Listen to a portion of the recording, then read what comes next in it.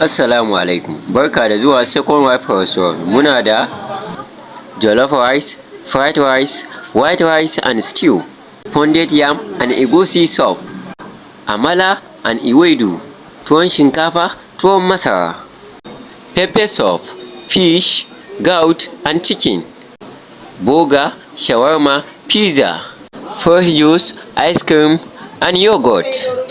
Duk a cikin gidan abincin Second Wife Restaurant. Second Wife Restaurant, kwaya kusar local government.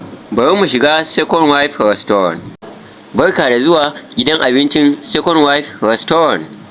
Kuna jin yunwa? Kuna son cin abinci mai daɗi na gaskiya? Ku zo Second Wife Restaurant. A Second Wife Restaurant muna da lemuka masu daɗi, sabbin abinci masu zafi masu daɗi, na gargajiya da na zamani. A Second Wife Restaurant akwai lemuka kala-kala, abubuwan sha masu sanyi, ga guri mai tsafta da jin daɗi. Muna da ma'aikata masu tsafta masu kula da kwastomomi. Zo da abokai, zo da iyali, ci daɗi, ji daɗi, ka dawo gobe kuma.